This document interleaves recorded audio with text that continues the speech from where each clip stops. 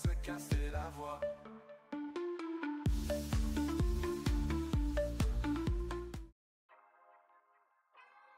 Je ne peux être que content. Mais il y a encore des points négatifs. Je suis quelqu'un qui n'est jamais satisfait et qui remarque toujours quand il y a des choses qui vont pas. Quand il y a des choses qui vont, je vais le dire. Mais quand il y a des choses aussi qui ne vont pas, je vais aussi le dire. Et là, le problème, c'est que la première mi-temps est totalement maîtrisée par le Paris Saint-Germain, même avant le rouge. Je vais direct avec vous, le PSG était au-dessus de Marseille. Ceux qui vont me dire non, vous n'êtes pas objectif. Le Paris Saint-Germain était en train de mettre une pression énorme aux Marseillais avant le rouge et c'est pour ça qu'on ouvre le score.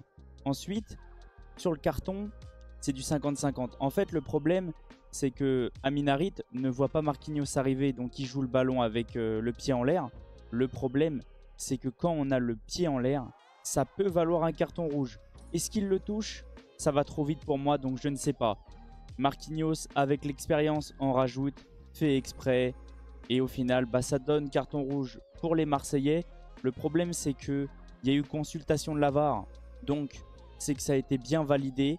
J'ai l'impression que même l'arbitre en deuxième mi-temps leur dit qu'il l'a bien regardé, qu'il a bien re-regardé l'action pour voir si vraiment il y a rouge. Et je crois qu'il n'arrête pas de le redire, oui, il y a rouge. Selon moi, il y a rouge. Après, c'est possible qu'on ne soit pas tous d'accord. N'hésitez pas à me dire dans les commentaires qu'est-ce que vous ressentez concernant ce carton rouge-là, qui fait quand même pencher le match en faveur du Paris Saint-Germain. Après, l'OM n'a pas du tout existé dans ce match-là.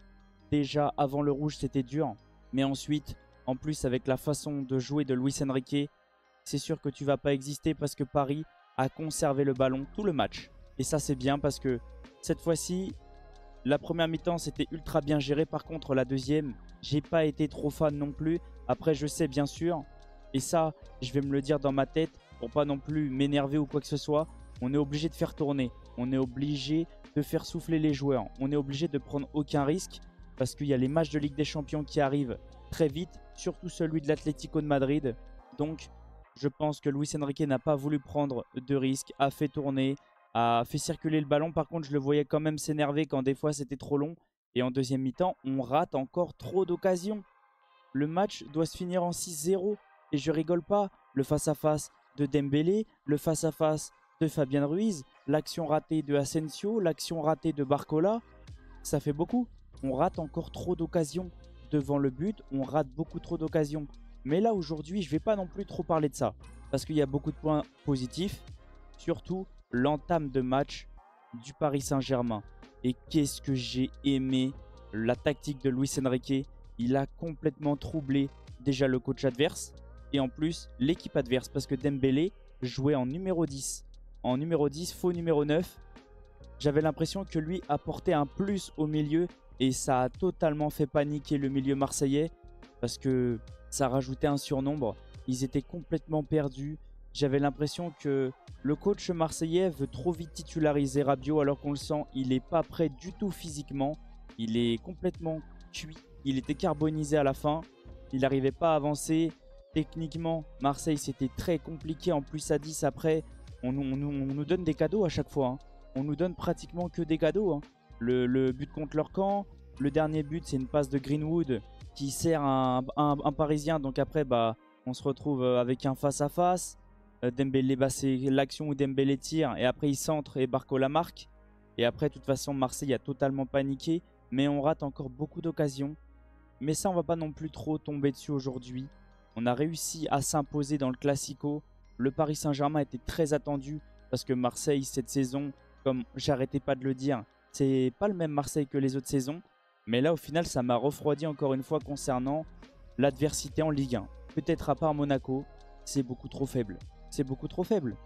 Et vraiment, là, le choix de Luis Enrique, vraiment aujourd'hui, très payant. Pour une fois qu'en première mi-temps, on est très bon. Vraiment, ça fait extrêmement plaisir. Juste la deuxième mi-temps, on s'est endormi.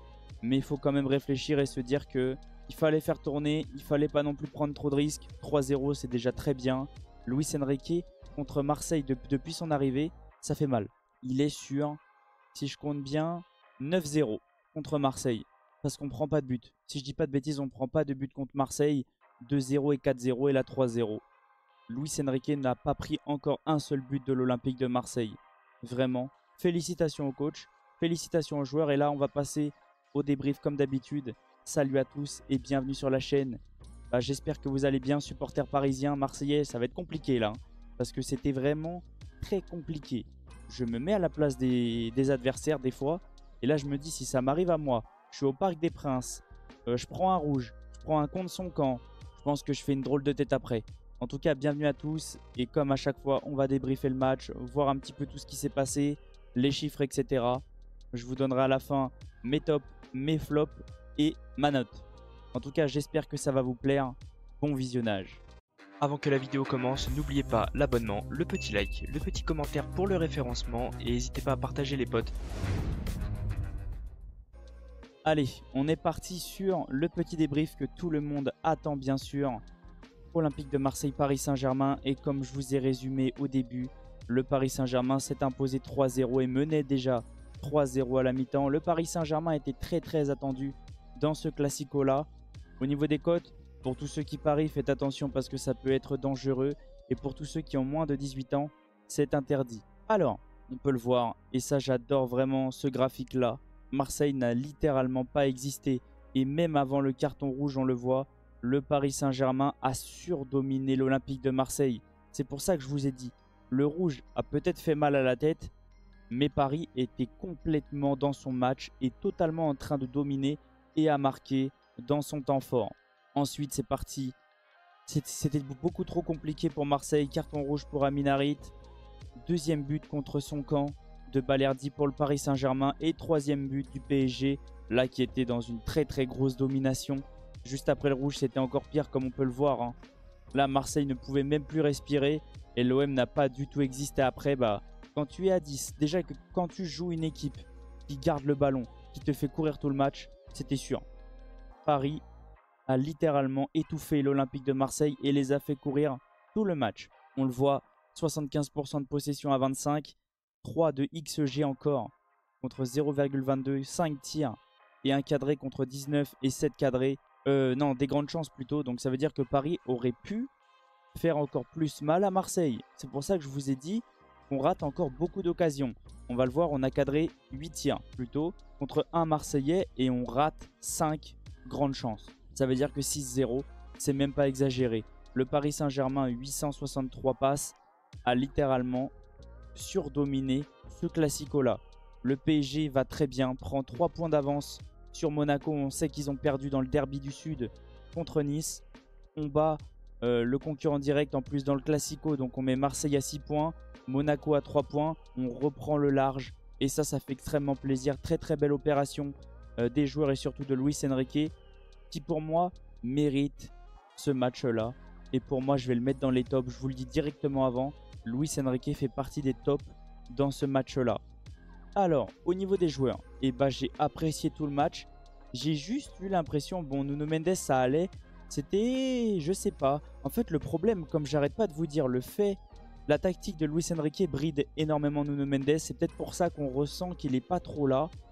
Et la passe, par contre je crois que c'est lui qui fait la passe à Barcola pour le premier but, qui après centre et que ça revient sur Joao Neves. Et vraiment, j'ai apprécié quand même. Barcola, on sent par contre qu'il va falloir qu'il élargisse sa façon de jouer. Parce que c'est tout le temps le même dribble et j'ai l'impression que les adversaires commencent à comprendre et commencent à de plus en plus le bloquer. Je l'ai senti quand même en difficulté sur son premier crochet. Il fait à chaque fois le même. Donc va falloir peut-être qu'il élargisse son jeu. En fait, il va falloir que Barcola tente peut-être autre chose, des crochets différents, peut-être de revenir plutôt à l'intérieur plutôt qu'à l'extérieur. Je ne sais pas si vous voyez ce que je veux dire. Avoir d'autres gestes techniques. Mais ça, je pense qu'il va le comprendre au fur et à mesure, qu'il va falloir qu'il élargisse sa façon de jouer. Alors, sinon, Donnarumma, je peux rien dire, il n'a rien eu à faire.